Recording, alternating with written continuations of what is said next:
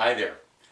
I'm Bill Kiefer, and I'm a former United States Marshal's deputy out of Los Angeles, and I was a sergeant in the Air Force Security Police, and I was in Travis Air Force Base and then Madrid, Spain. When I get out in 1968, the Marshal Service were in desperate need of trained police officers.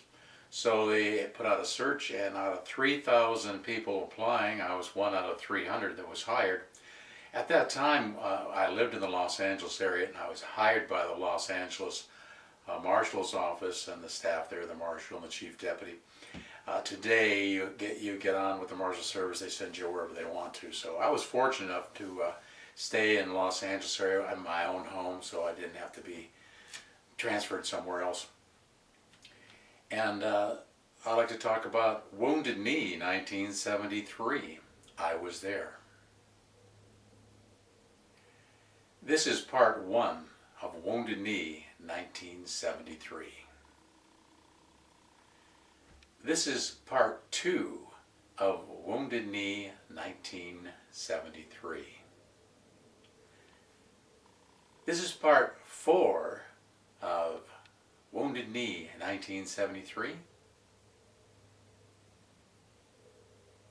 This is part five of Wounded Knee 1973.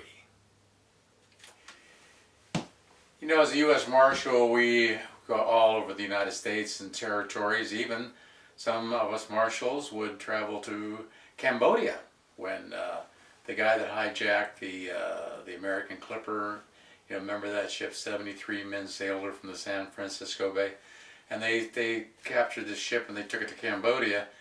Everybody was killed except this one guy. And so Marshals went over there, picked him up and brought him back into the United States.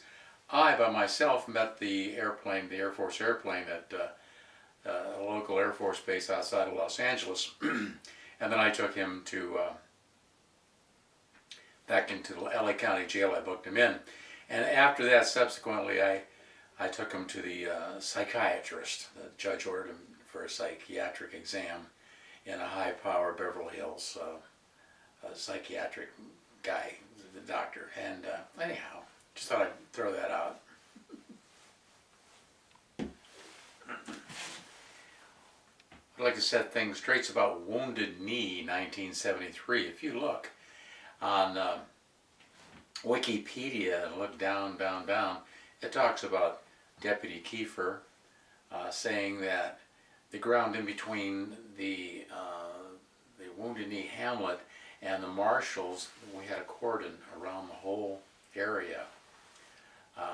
Kiefer said anybody moving within that cordon, that cordoned off area, would have been shot and killed.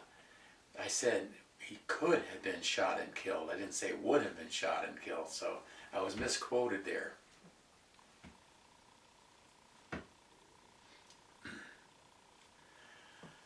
Getting things straight about Wounded Knee 1973, what happened was the local Bureau of Indian Affairs building at the Oglala Sioux headquarters and Pine Ridge Reservation, they were having some strife about the actual leaders of the tribal and the tribal council and the tribal council president. And so they were getting a little ticked off. Well, they started getting a little upset. Well, the Bureau of Indian Affairs has their own police force. They're called the Bureau of Indian Affairs Police Force. And they're comprised of the Native Americans. There they go through school, they get qualified as police officers, and they police their own society. So, well, this got out of hand. The people in the hamlet of Wounded Knee got upset, and here comes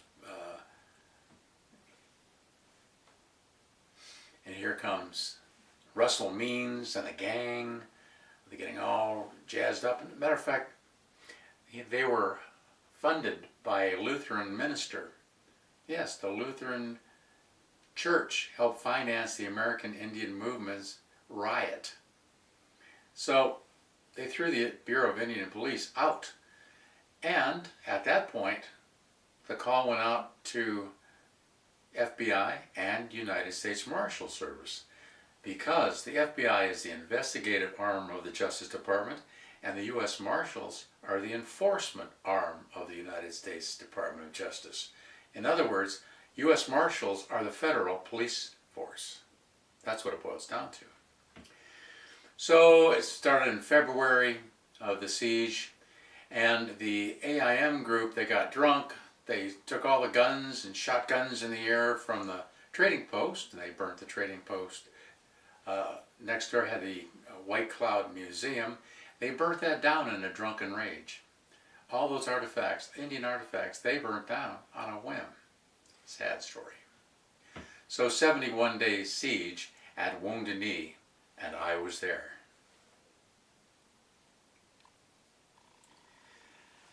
Here's a little bit more about the Wounded Knee 1973. I'm Bill Kiefer, U.S. Marshal. I was there.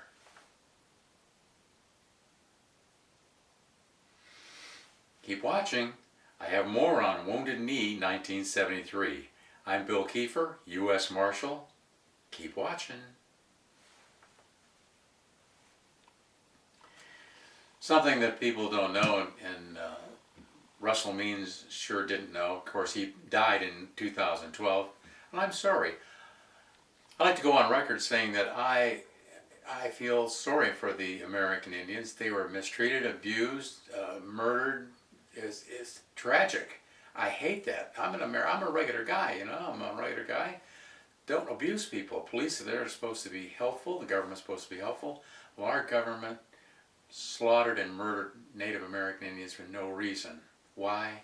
For the money, just for bucks. It's a shame.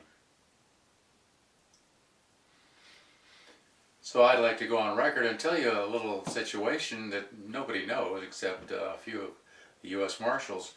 While the Wounded Knee incidents were going on in the American Indian movement, there was going to be a scheduled hearing at the Deadwood, South Dakota city. There's a federal judge and a federal courthouse there. And so Russell Means was scheduled to appear there for a hearing, a bond hearing, I believe. I don't recall, but there was a hearing. And the judge wanted 2 U.S. Marshals there because he was going to place him into custody. Well, my friend and co-worker, Deputy Moyer, and myself were assigned to go, and we had come from Los Angeles. We were assigned to go to Deadwood and stay at the courthouse, and when Russell Means showed up, the judge was going to revoke his bail, and we were going to take him into custody. Well, we waited a half hour, we waited 45 minutes. The judge says, he's not showing. I'm issuing a bench warrant for his arrest, and marshals, go find him. I want him arrested. So I go back to the local sheriff's office, because we got to be friendly with the local sheriff there at the time. Deadwood, a fantastic city. You should go there and visit. Great place. So anyhow, I phoned my marshal in Los Angeles, Gaylord Campbell, and I said, hey, Gaylord, the guy didn't show up. Means did not show up, so the judge put a bench warrant out on him. So he said, okay, we'll find him. Russell Means was actually at the Indian Center in Los Angeles. So my boss, Gaylord Campbell, the marshal, was a former LAPD officer. He called the LAPD. They went over and picked him up, arrested him, and brought him over to the U.S. courthouse. And then the marshals took custody and then put him in front of a federal judge right there at the U.S. courthouse on 312 North Spring Street in Los Angeles, where the marshal's office was, or it still is, rather. So, a little story. And Means never knew it. I guess he never would have cared either. Keep watching. We got more to do about Wounded Knee 1973. You know, I'm Bill Kiefer, United States Marshal Deputy in Los Angeles during the time of Wounded Knee, and I've got a lot to tell you about that. Here it is. I was there, and I'm going to tell you some really good information about Wounded Knee 1973. That's the real deal from me, still surviving. We're looking at the 44-year point that began with Wounded Knee.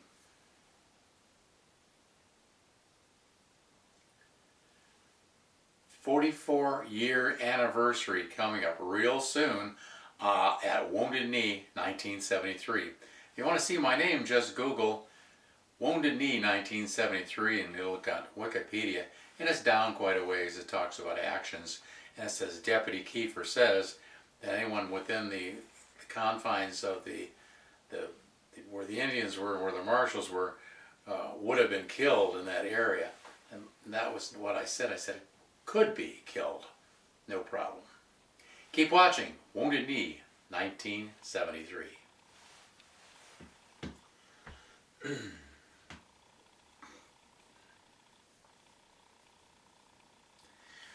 Wounded Knee 1973. I'm Bill Kiefer. I was a United States Marshal out of Los Angeles that volunteered. We were all volunteers to go to Wounded Knee.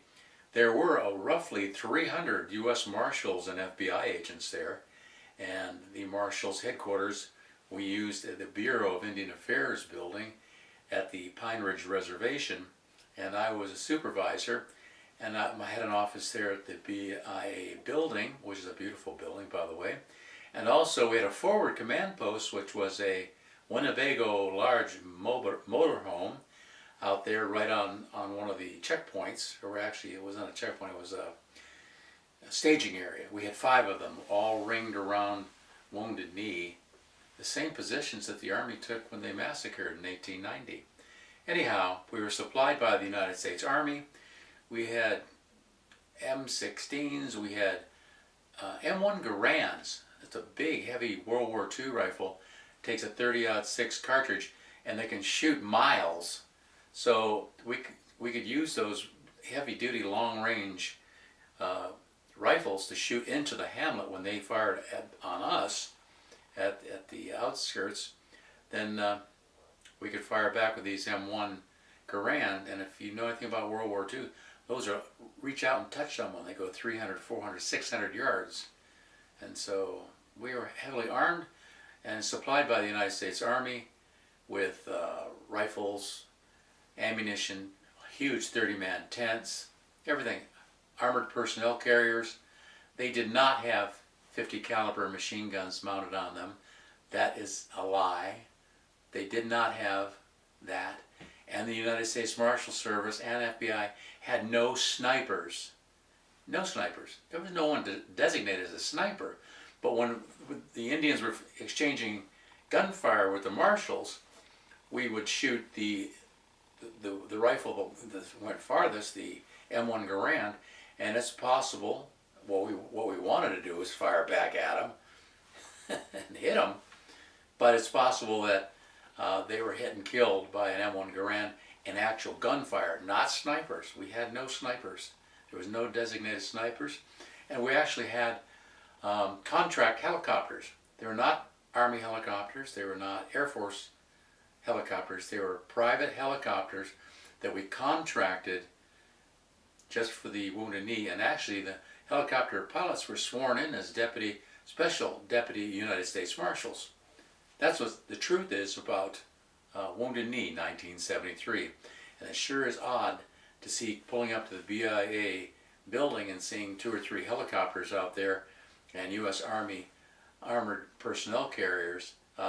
It was an armed camp, only because Russell Mean and the boys came in and started kicking people out and abusing the people of the hamlet, the citizens there, the people that lived there. He held them hostage. That was kidnapping.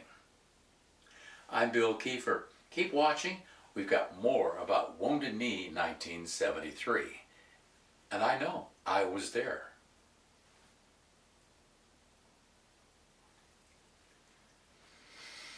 Hi, I'm Bill Kiefer. Wounded Knee 1973. I've got a lot of information. I was there. You can't beat that.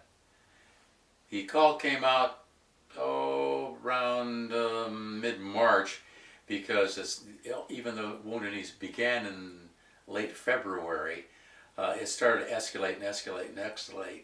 And then, so they asked for volunteers, the Marshal Service did, so I, myself, Deputy Moyer and Deputy John Freeman, we volunteered to go.